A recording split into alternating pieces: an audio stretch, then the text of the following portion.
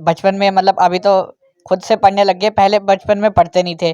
कभी कभार हमें होमवर्क मिलता था तब भी नहीं करते थे, तो मतलब हमेशा डांट के या समझा के टीचर्स ने मतलब हमें होमवर्क करवाते थे। और ऐसे ऐसे धीरे धीरे करके मतलब काफ़ी अच्छा होता गया। और अब मैं इसेबल हो चुका हूँ कि मैं अपनी मेहनत से खुद, मैंने 10th में भी अच्छा स्कोर किया, अच्छी परसेंटेज लाई, और अब 12th में भी मेरी 93.4% है। जब ये पैदा हुआ तब तो हमारा सब कुछ जैसे ख़त्म ही हो गया था। हम यही सोचते थे कि इसको कैसे ये अपना हैंडल कर पाएगा और हम भी इसको कैसे चला पाएंगे, मगर प्रभु की बड़ी दया हुई। अगर एक नेत्रहीन बच्चा जो है इतनी अच्छी परसेंटेज ला सकता है, तो जो अच्छे वाले दिखते हैं उनके लिए मैं एक ये संदेश देना चाहता हूँ कि वो भी, जैसे इसने हमारा नाम रोशन किया, अपने कम्युनिटी का नाम रोशन किया, हमारे जम्मू कश्मीर का नाम रोशन किया, वैसे ही वो भी बच्चे इसकी मिसाल लेके अपने देश का, अपने माँ बाप का नाम रोशन करें। मिरेकल है मेरे साथ जिसने सीबीएसई में 93.4% मार्क्स लाए हैं और सच में एक स्पेशल एबल चाइल्ड है। लेकिन अगर किसी की बात हो रही है ना, कल से 12वीं और 10वीं का रिजल्ट निकला था, और किसी की अगर बात हो रही है ना पूरे सोशल मीडिया पर, वो सिर्फ और सिर्फ मिरेकल की बात हो रही है। इतनी चर्चाएं क्यों हो रही हैं? क्योंकि मिरेकल ने जो है वो बहुत ज्यादा मेहनत की है, और ये तमाम उन बच्चों के लिए मिसाल है जो बच्चे इतनी स्ट्रेंथ बिल्डअप नहीं कर पाते और जो बच्चे पढ़ाई में अपना मन नहीं लगाते। लेकिन मिरेकल जो है उन सबके लिए आज एक मिसाल बनकर उभरा है। और आपको बता दें कि स्पेशल एबल्ड चाइल्ड है, और अगर आसान भाषा में मैं कह दूं तो नेत्रहीन है। उसके बावजूद इन्होंने इतनी मेहनत की है कि तमाम उन बच्चों के लिए आज मिसाल बनकर उभरे हैं जो पढ़ाई से जी चुराते हैं। और देखिए मिरेकल, सबसे पहले आपको बहुत बहुत मुबारक। थैंक्स। अच्छा मुझे बताएं, सबसे ज्यादा मतलब किसका रोल है? आप इतनी दूर आए, आपने अचीव किया। सबसे पहले पेरेंट्स का रोल है कि उन्होंने मेरे को इतनी दूर पढ़ने भेजा। उसके बाद हमारे टीचर्स का काफ़ी रोल है, क्योंकि बचपन में मतलब अभी तो खुद से पढ़ने लग गए, पहले बचपन में पढ़ते नहीं थे। कभी कभार हमें होमवर्क मिलता था तब भी नहीं करते थे, तो मतलब हमेशा डांट के या समझा के टीचर्स ने मतलब हमें होमवर्क करवाते थे। और ऐसे ऐसे धीरे धीरे करके मतलब काफ़ी अच्छा होता गया। और अब मैं इसेबल हो चुका हूँ कि मैं अपनी मेहनत से खुद, मैंने 10th में भी अच्छा स्कोर किया, अच्छी परसेंटेज लाई, और अब 12th में भी मेरी 93.4% है। मिरेकल, आपने खुद ही कंपेयर किया कि पहले मोबाइल्स नहीं होते थे, पहले लैपटॉप्स में सॉफ्टवेयर नहीं होते थे। लेकिन अब मुझे बताओ, जब ये सब चीजें नहीं थी तब कैसे पढ़ाई करते थे? तब ऐसा होता था, ज़्यादातर लोग ब्रेल से पढ़ाई करते थे। ब्रेल ब्रेल अपने आप में एक बहुत अच्छी चीज़ है, बट जो ब्रेल बुक्स होती हैं वो काफ़ी हैवी होती हैं, और लगभग एक बुक में एक या दो तीन चैप्टर से ज़्यादा नहीं हो पाते हैं। तो वो पढ़ना पढ़ना तो जिसे एक बार ब्रेल आ जाती है वो इजी रहता है, बट वो एक बार अपने आप में चैलेंज है कि वो टाइम कंज्यूमिंग बहुत है।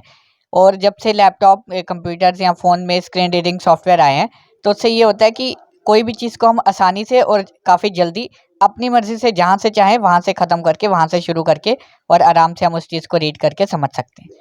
मिरेकल से ना उनके सब्जेक्ट के बारे में जानते हैं, क्योंकि इनके सब्जेक्ट ना बहुत इंटरेस्टिंग है। हिस्ट्री से बच्चे दूर भागते हैं, इनका वो सब्जेक्ट भी है। पॉलिटिकल साइंस भी है, मतलब जिसे हम भारी भरकम एक सब्जेक्ट कहते हैं ना, वो मिरेकल के। मिरेकल, अपने सब्जेक्ट्स के बारे में बताओ। मेरे पास political science, history, history, music और हिंदी और इंग्लिश। इंग्लिश। अगर मैं दो सब्जेक्ट्स की बात करूं, जैसे पॉलिटिकल साइंस और हिस्ट्री, हिस्ट्री में डेट्स वगैरह बहुत ज़्यादा होती हैं और भारी भरकम हमें ये सब्जेक्ट लगता है। और पॉलिटिकल साइंस की बात करें तो क्या आपको ये इंटरेस्टिंग लगता है? और पॉलिटिकल साइंस में शायद इनके 99 मार्क्स हैं। हाँ जी, पॉलिटिकल साइंस मेरा बचपन से मेरे को इंटरेस्ट था। जब हम क्लास 7th या 8th में थे, तभी मैं जो सीनियर बच्चे होते थे 9th 10th या 11th 12th, उनके क्वेश्चन पेपर लेके पॉलिटिकल साइंस के अपनी तरफ से सॉल्व करने की ट्राई करता था कि मेरे कितने मार्क्स आते हैं अगर मैं बिना पढ़े इनके क्वेश्चन थोड़े सॉल्व करने की ट्राई करता था हमेशा। हम तो अपना सिलेबस नहीं पढ़ पाते हैं, हम बाकियों का पढ़ने जाते हैं। नहीं, और हिस्ट्री में भी काफ़ी बड़ा चैलेंज था अपने आप में, क्योंकि लगभग अगर हमारे 15 to 16 लॉन्ग चैप्टर सीबीएसई देती है, लगभग एक में 50-60 डेट वैसे तो काफ़ी होती हैं, लेकिन मेन 50 to 60 डेट्स होते हैं। तो इस हिसाब से देखा जाए तो लगभग 600-700 डेट हमें उंगलियों पे याद होनी चाहिए, क्योंकि आजकल जैसा कि, हाँ जी, 600-700 जैसा कि उंगलियों पे याद होनी चाहिए। हाँ हमें 6-7 याद हो जाए वो बहुत है। क्योंकि आजकल लगभग हर कॉम्पिटिटिव एग्जाम में भी रिटिन रिटिन तो आ रहा है, लेकिन आजकल एमसीक्यू पे ज़्यादा ध्यान दिया जा रहा है। और रिटिन फिर भी लिखना आसान है, बट एमसीक्यू को करना और भी ज़्यादा मुश्किल है, क्योंकि एमसीक्यू हमेशा इनडायरेक्टली और घुमा के पूछा जाता है। बिल्कुल, इन्होंने ना सिलेबस भी रटा हुआ है पूरा। अच्छा, मेरे साथ इनकी मदर है अरुणा जी, क्योंकि एक बच्चे की सफलता के पीछे उसके माँ-बाप दोनों का बहुत बड़ा हाथ होता है। लेकिन मैं आपसे एक सवाल पूछूँगी, जब मिरेकल पैदा हुआ तब क्या सोचा आपने कि कैसे इसे आगे बढ़ाएंगी, कैसे दुनिया के साथ ये कदम से कदम मिला के चलेगा? जब ये पैदा हुआ तब तो हमारे सब कुछ जैसे ख़त्म ही हो गया था। हम यही सोचते थे कि इसको कैसे ये अपना हैंडल कर पाएगा और हम भी इसको कैसे चला पाएँगे। मगर प्रभु की बड़ी दया हुई कि इसके आई बॉल नहीं थे, आँख खोलने पर भी नहीं दिखते थे कुछ भी। हमने अमृतसर में डॉक्टर को दिखाया, उसने बोला लेफ्ट साइड में इसको रोशनी आएगी, तो टाइम लगेगा। उस वजह से हमें थोड़ी उम्मीद मिली। तो अभी आप बताइए कहाँ तक पहुंचा इनका ट्रीटमेंट, क्या स्टेटस अभी तो हम कोई ट्रीटमेंट नहीं करवा रहे, प्रभु पर छोड़ा हुआ है। प्रभु इसको सब कुछ दिखाता है। ये अब किसी पर डिपेंड नहीं है। नहीं। अच्छा, जैसे इनकी स्कूलिंग हुई, जैसे एक माँ को टेंशन रहती है कि मेरा बच्चा स्कूल गया है, तो आप इसकी स्कूलिंग के दिनों के बारे में बताएं। मैं वहाँ के वार्डन को बोला हुआ था इसके बारे में कि इसका ध्यान रखना, क्योंकि ये हमसे दूर है। तो वो काफ़ी अच्छी थी, उसने हमारा काफ़ी साथ दिया, इसके बारे में बताती रहती थी। उसके पास फ़ोन था, फ़ोन से हमारी बातचीत चलती रहती थी। आज कैसा लग रहा है? मतलब आप कह रही है ना सब कुछ प्रभु ने दिया है, तो आज हम आपके दरवाजे तक पहुंचे हैं, तो ऑब्वियसली इसने बहुत बड़ा कुछ करिश्मा किया, मिरेकल ने खुद एक जादू किया। तो आज कैसा लग रहा है? कितना गर्व है अपने बेटे पे? बहुत ज़्यादा गर्व है।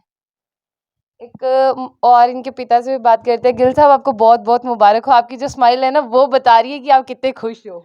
बिल्कुल, मैं जैसे इन्होंने बताया कि जब ये पैदा हुआ था तो उस टाइम तो हमारे घर में रोना धोना था, क्योंकि हमारे सामने ये पहला केस हुआ था, वो भी हमारे घर।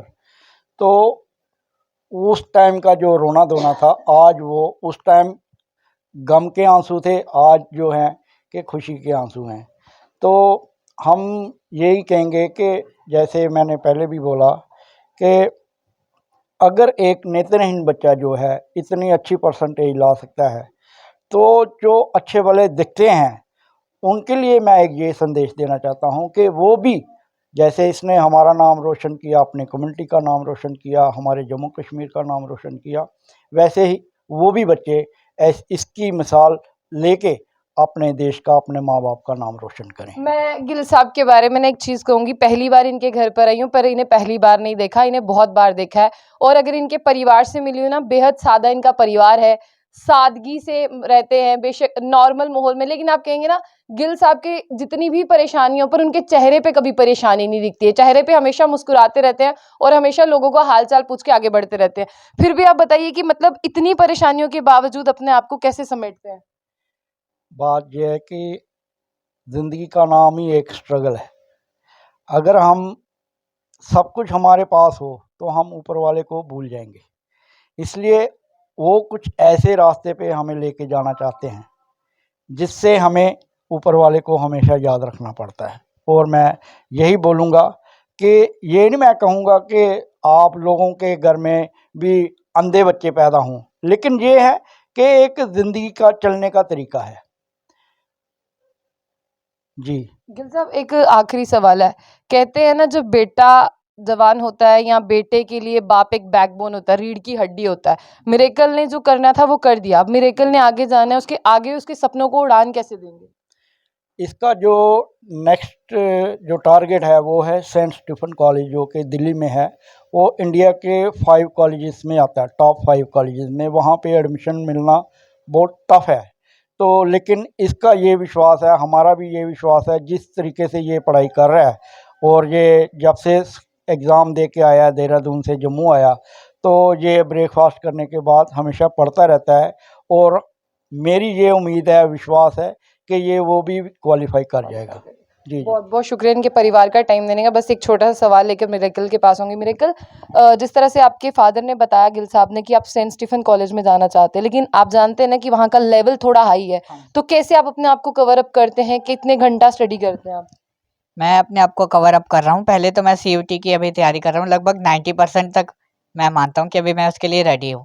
जैसे मेरा ये कंप्लीट हो जाएगा, सीयूटी के बाद मेरा नेक्स्ट टारगेट रहेगा, क्योंकि स्टीफन ही एक ऐसा कॉलेज है जो सीयूटी के टेस्ट के आने के बाद, वैसे सब कॉलेजेस ने इंटरव्यू लेना बंद कर दिया है, बट स्टीफन में अभी तक इंटरव्यू होता है। और स्टीफन में जाना अपने आप में एक काफ़ी चैलेंज है, क्योंकि लगभग वो एक ऐसा कॉलेज है जहाँ पर स्कूल की तरह पूरा माहौल है, वहाँ पे मॉर्निंग असेंबली तक होती है। जयेश जी, जैसे मिरेकल ने 93.4 परसेंटेज लाई है सीबीएसई के एग्जाम्स में, वैसे ही आप देखते हैं कि बहुत सारे बच्चे ऐसे हैं जो स्ट्रगल नहीं करते या जिन्हें लगता है कि सब कुछ जो है हमें बना बनाया मिल जाए, लेकिन आप इसे देख के लगता है कि इसने बहुत स्ट्रगल किया, बहुत चैलेंजेस फेस करने के बाद यहाँ पर पहुंचा है। तो आप किस तरह से देखते हैं इसकी अचीवमेंट को?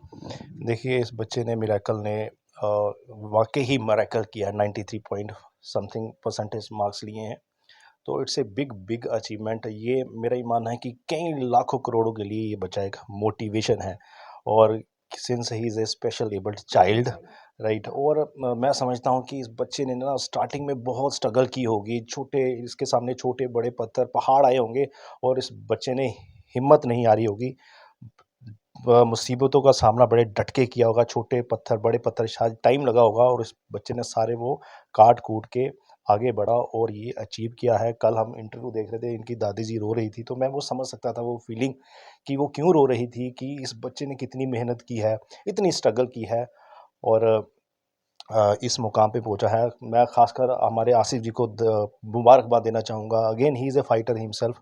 2-2.5 साल में हम देख रहे हैं उनको पार्टी में देख रहे हैं, बहुत वो भी मुसीबतें का सामना कर रहे हैं, लेकिन किसी को बताते नहीं हैं, लोगों के सामने हमेशा हंस के बात करते हैं। तो अगेन मिराकल जी को बहुत बहुत दिल की गहराइयों से मुबारकबाद। मैं एक चीज़ और ऐड करना चाहूँगा कि इन 2-2.5 सालों में हमने कई लोगों को ना फेलिसिटेट किया है, सभी के लिए खुशी हो रही है, लेकिन आज मुझे सबसे ज़्यादा खुशी आज हो रही है, दिल से आई स्वेयर जी।